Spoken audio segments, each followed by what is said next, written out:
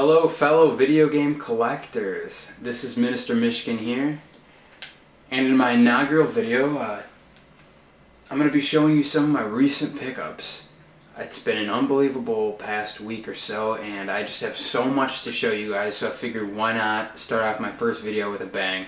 I don't want to spoil too much, but here's something you have to look forward to. So thanks for watching guys, and stay tuned. It never hurts to stop into game stores. You can get some really great deals, especially on cheap titles that you wouldn't want to pay $2 for just to ship on eBay. For the original Xbox, I have Kung Fu Chaos Complete in Box for $4. Shenmue 2 Complete in Box for $4. And Otagi Myth of Demons Complete in Box for the original Xbox for $4. Bloody Roar Complete in Box for $4. And Pikmin 1 Complete in Box for $8. That was a no-brainer with the Pikmin. That is less than probably half the price you could get it for on eBay. Body Harvest for the Nintendo 64, but it was cart only. I just had the manual in the box already, but that was $2. And then Duke Nukem, also cart only for $2, that I had the manual in box for. Revolt for the N64 for $2. Superman 64 for the N64 for $2, card only. Terrible game, but I figure for $2 you gotta get a good laugh out of it, right?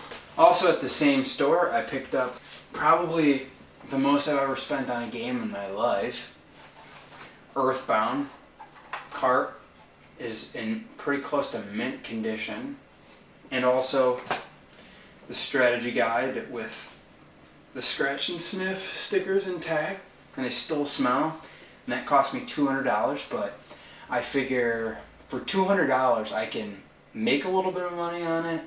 I could use it as trade bait to get something I really want, like Panzer Dragoon Saga or Snatcher, or I could just keep it. You know, I'm not a Super Nintendo guy. I like the Super Nintendo, but you know, I didn't grow up with it, and I'm not that big of an RPG guy, but I hear this is a good game and I'm willing to give it a shot. And $200, that was a good price for it, and just shows you that in local game stores you can find good deals. I also went to another game store, though it's a bit smaller and sometimes overpriced. I still found a great deal. Sonic Jam for the Sega Saturn, complete in box. It cost me $30. The case is cracked, but I have some sports games for Saturn and Sega CD I could swap them with, and it's another good reason to hold on to those crappy sports games. If they have good cases, hold on to them for games, you know, good games like this. Another great place to find games for less than they're worth is forums like Nintendo H, which is what I like to use. It's my forum of choice.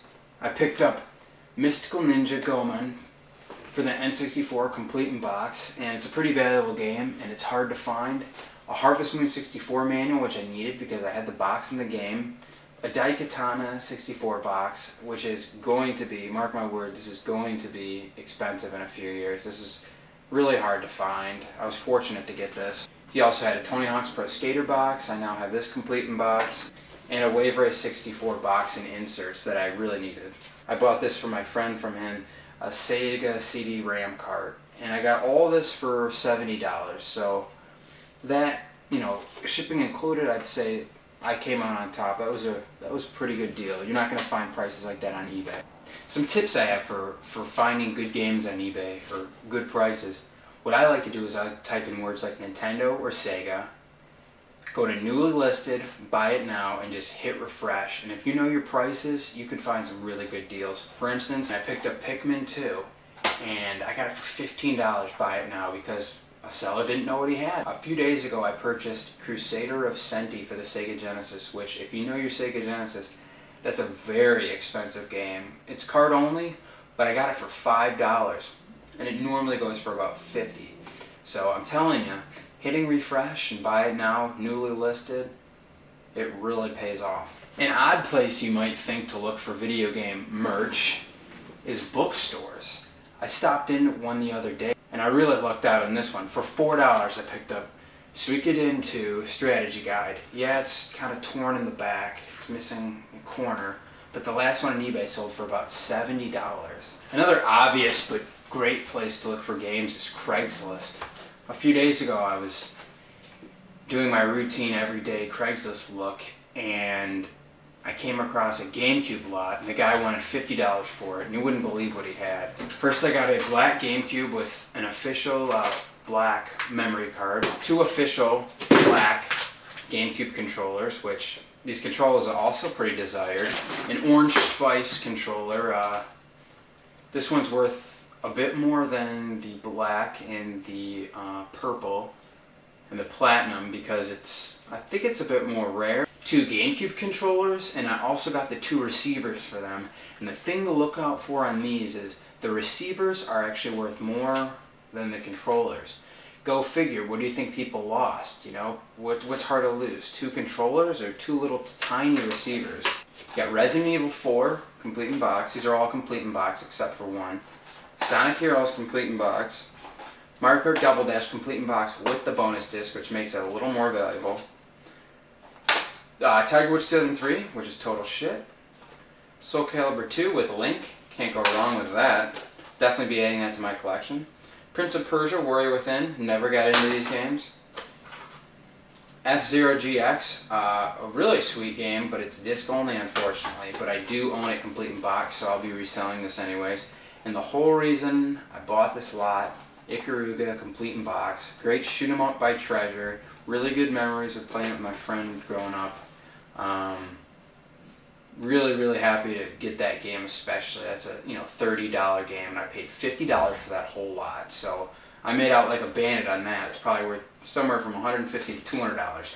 Last but not least, you got your thrift shop finds, and these are the best of all because you can get games for as little as $1, $2, $3, and they don't know what they have most of the time. That's what's exciting. You walk into a thrift shop and my heart starts going. You don't know what you're going to find. Harvest Moon, Another Wonderful Life, complete in box for GameCube for $3. Spyro the Dragon, even though it was in a Spyro the Dragon 2 case, came with both manuals, but the original game's disc, and that was $1. And then Twisted Metal 2 complete in box for $4, which is awesome. Twisted Metal, what a great series. At the next thrift shop I went to, which was actually today, this morning, the story behind that is I get back from being at my girlfriend's for the weekend and I was game hunting for an hour and I didn't find anything and it was really frustrating and I just felt like giving up. But at the last second I was like, alright, I'll go to this one last store I sometimes go to, but I never get anything there. And what do you know, I walk in, there's a pile of new Super Nintendo games, and I'm like, oh my god. Yoshi's Island, Super Mario World 2, Street Fighter Alpha 2, which is not a common Super Nintendo game. It's very advanced for the Super Nintendo as well. I think a lot of people don't know that that was even on the system. Seventh Saga, an Enix, I believe RPG. Super Mario RPG, The Legend of the Seven Stars. I talked her down from $6 a game to $4 a game. $6 would have already been a steal, but you might as well talk them down if you can. Also picked up Majora's Mask complete in box, cost me $5. The last thing I want to recommend to you guys is look in blank cases. Look in these stupid black cases that sometimes they can keep games in. It's not always your Maddens and your SSX. The other day I was in a pawn shop and I'd given up all hope, and then I finally decided to look in a blank case that I had just been passing over. And what do you know? Zelda, Ocarina of Time, Master Quest for the GameCube. That cost me a few dollars. So, just do it. Might take an extra 10 seconds, but it'll pay for itself every once in a while. Just want to say thanks guys for watching. I just put my new shelf up, so I finally feel worthy of making these videos. I'm going to be covering a plethora of different gaming systems, and I'm not a fanboy of Nintendo or Sega. I grew up with the Sega Genesis, a Nintendo 64, a Sega Dreamcast, Game Gear, GameCube, Wii. I owned pretty much all of the systems, and I think every system is worth owning because there's always at least one good game on it. And I don't think any system should go unplayed. So with that guys, I want to thank you, and game on.